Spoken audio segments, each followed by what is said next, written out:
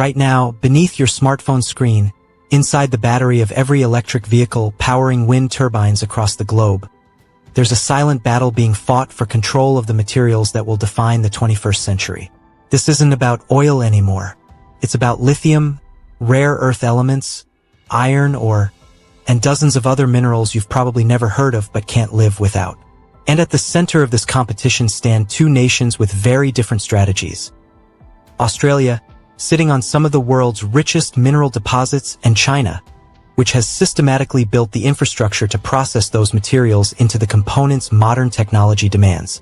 By the end of this video, you'll understand how their rivalry is reshaping global economics, why your country's technological future depends on who wins, and what this means for everything from the electric vehicle in your driveway to international security. If you want to understand the economic forces shaping our world's future, hit that subscribe button, because this story connects directly to the technology in your pocket and the geopolitics unfolding in real time. Let's start with a number that puts everything in perspective. In 2024, Australia shipped 711 million tons of iron ore to China. That's more than double what Brazil, the world's second-largest iron ore exporter, sends to China. To visualize this, imagine a cargo ship arriving at Chinese ports every few minutes, filled with Australian iron ore destined for steel mills that feed construction projects, manufacturing facilities, and infrastructure development across Asia. In Western Australia's Pilbara region, some of the world's largest open-pit mines operate around the clock. Massive haul trucks, each carrying hundreds of tons of ore, traverse roads carved into red earth visible from space. This isn't just mining, it's industrial orchestration on a continental scale. According to Australia's Department of Industry, iron ore exports alone earned 141 billion Australian dollars in the 2023-24 financial year. That's nearly 40% of all Australian resource exports, supporting hundreds of thousands of jobs and contributing roughly 10% to the nation's entire economy. But here's what makes Australia's position particularly powerful: geography. Perth is closer to Shanghai than New York is to London. This proximity to Asia's manufacturing hubs translates directly into lower shipping costs and faster delivery times compared to competitors in South America or Africa. In global trade, location isn't just convenient, it's a strategic asset that turns raw materials into geopolitical leverage. Australia ranks #1 globally in producing iron ore, lithium, and several other critical minerals. The country supplied 49% of the world's lithium in 2023, a mineral absolutely essential for the batteries powering the electric vehicle revolution. Australia holds the fourth largest rare earth reserves globally and is rapidly expanding production of cobalt, nickel, and copper, materials that appear in everything from smartphones to military equipment. You might think that having all these resources would give Australia enormous power, and you'd be partially right. But here's where the story gets more complex, because having resources in the ground is only half the equation. Let's talk about what happens after minerals leave Australian ports. When lithium ore ships from Western Australia to China, it's essentially rock with lithium content. It needs to be processed, refined, and manufactured into battery components before it becomes useful. And this is where China has built an almost insurmountable advantage.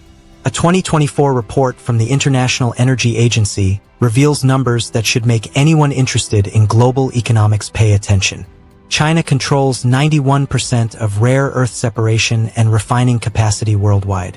It produces 94% of the permanent magnets used in electric motors, the kind that power everything from hybrid cars to industrial machinery to wind turbines. And China processes over 80% of the world's lithium, transforming raw ore into the battery-grade materials that electric vehicle manufacturers need. Think about what this means in practical terms. A mining executive from Lynas Rare Earths, one of the few non-Chinese rare earth processors, recently explained that rebuilding processing capability isn't just about money. It requires technological expertise that's been accumulated over decades. The chemical processes are complex, often involving radioactive byproducts that demand specialized handling facilities few countries have bothered to build. Australian Resources Minister Madeleine King put it bluntly in 2024. The West outsourced a lot of this work to China, so good on them. They invested in the technology, refiners, and processing, and made themselves indispensable for the future of green technologies. We should have done this a long time ago, but we didn't. This processing dominance gives China remarkable leverage. When China restricted exports of rare earth processing technology in January 2024, it exposed a vulnerability that most people hadn't fully appreciated. Nations discovered they couldn't simply buy raw materials elsewhere and expect to meet their technology needs. They needed China's processing infrastructure, the refineries, the technical knowledge, the manufacturing ecosystems that had developed around these capabilities. Here's a sobering example. In 2024, China exported 58,000 tons of rare earth magnets, enough to manufacture components for millions of cars, thousands of wind turbines, or extensive military systems. If licensing for these exports were delayed or denied, it would directly threaten revenues and employment across global industrial supply chains. In the modern resource economy, controlling the supply chain's middle stages, where raw materials transform into usable products, creates more power than owning the mines themselves. It's like owning wheat fields versus owning bakeries. Sure, you need wheat to make bread, but the real value and control lies in knowing how to transform that wheat into products consumers actually want. This processing advantage didn't happen by accident. Let's trace how we got here, because understanding the strategy reveals what might happen next. Through the 2000s and 2010s, while Western mining companies focused on maximizing quarterly profits and returning cash to shareholders, Chinese state-owned enterprises took a different approach. They systematically invested in mining operations, built processing facilities, and developed technological expertise. This was long-term strategic planning driven by a clear vision: secure the supply chains that would power China's industrial transformation and green energy ambitions. By 2015, Chinese companies controlled 100% of lithium mining capacity in Australia. Let that sink in. A decade ago, every lithium mine operating in Australia had Chinese backing. By 2024, increased Australian regulatory scrutiny reduced this to 52%, with projections suggesting it might fall to 40% by 2040. Yet here's the crucial point. Even as Australian regulators grew more cautious about mine ownership, the processing advantage remained firmly in Chinese hands. And China's strategy extended well beyond Australia's borders.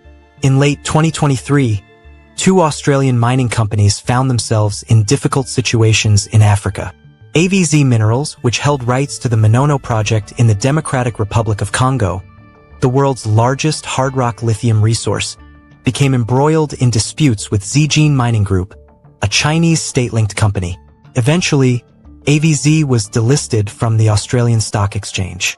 Another company faced similar challenges in Mali. These weren't isolated business disputes. Researchers at the Australian Strategic Policy Institute documented patterns they termed coercive behaviors, coordinated efforts designed to consolidate control over critical mineral supply chains. Tom O'Leary, managing director of Aluka Resources, stated at a 2024 shareholders meeting, "There are clear, ongoing efforts, including by Chinese state-owned entities, to extend their nation's monopoly by controlling Australia's rare earth deposits. Resource competition operates across multiple dimensions, not just direct ownership, but technical capability, financial leverage, and strategic patience. China has demonstrated all four. The question now is whether other nations can mount an effective response. Understanding the problem is one thing, but what's actually being done about it? This is where things get interesting, because we're witnessing one of the largest economic reorganizations since the end of the Cold War. In 2023, Australia launched its Critical Minerals Strategy 2023 to 2030 with a clear objective: reduce dependency on concentrated supply chains and build domestic processing capacity. Trade Minister Don Farrell explained the approach. The government will use policy tools to help diversify global supply chains, particularly where this will link Australian projects into the markets of our allies and partners. This isn't just rhetoric. In October 2025, the United States and Australia announced an $8.5 billion partnership focused on critical minerals. The agreement includes joint financing, shared processing infrastructure, and potentially revolutionary price floor mechanisms designed to protect domestic producers from being undercut by subsidized competitors. It's essentially economic warfare by other means, using financial tools to counter China's structural advantages. Real projects are already underway. Iluka Resources received a $1.25 billion Australian government loan to build a rare earth refinery in Western Australia. First production is targeted for 2025 to 2026, and the facility is tied to offtake agreements with allied nations, meaning its output goes directly to friendly countries rather than onto open markets where China could theoretically buy it up. In May 2025, Lynas Rare Earths achieved something remarkable. The company successfully produced commercial quantities of dysprosium oxide, a critical heavy rare earth element used in high-performance magnets, at its facility in Malaysia. This marked the first time a company outside China had accomplished this feat at commercial scale. It's a small victory in a much larger battle, but it demonstrates that China's dominance isn't necessarily permanent. There's also a US-Thailand rare earth partnership signed in October 2025, covering everything from exploration to recycling. Multiple nations are joining the Mineral Security Partnership, an initiative bringing together governments to establish diversified supply chains among trusted partners. But let's be honest about the challenges. The International Energy Agency notes that rare earth refining projects average 8 years from announcement to operation. The processes are technically complex, involving radioactive byproducts that require specialized infrastructure few countries possess. You can't just throw money at this problem and expect quick results. It requires sustained investment, technical expertise, patient capital, and coordinated international cooperation. Building alternative supply chains isn't a sprint. It's a decades-long marathon. This brings us to perhaps the most fascinating aspect of this story: the geopolitical balancing act that Australia must navigate. China remains Australia's largest trading partner by a considerable margin, accounting for 30% of Australian exports. In 2024, those exports totaled nearly 312 billion Australian dollars. Iron ore alone generated 138 billion Australian dollars. For regional Australian communities where mines provide employment and economic activity, China isn't an abstract geopolitical rival. It's the customer that keeps local economies running. Yet, security concerns about this dependency create constant tension. When the Australian government blocked Chinese acquisitions of 3 lithium developers in 2023, it sent a clear signal. Economic benefits would now be weighed against strategic vulnerability. This represented a significant policy shift from the previous decades of largely unrestricted foreign investment. This isn't just an Australian dilemma. We're seeing similar dynamics play out globally.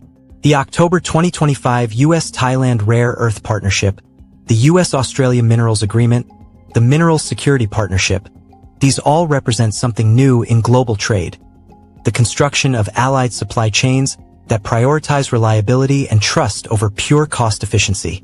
A 2025 McKinsey analysis of global trade patterns introduced the concept of geopolitical distance.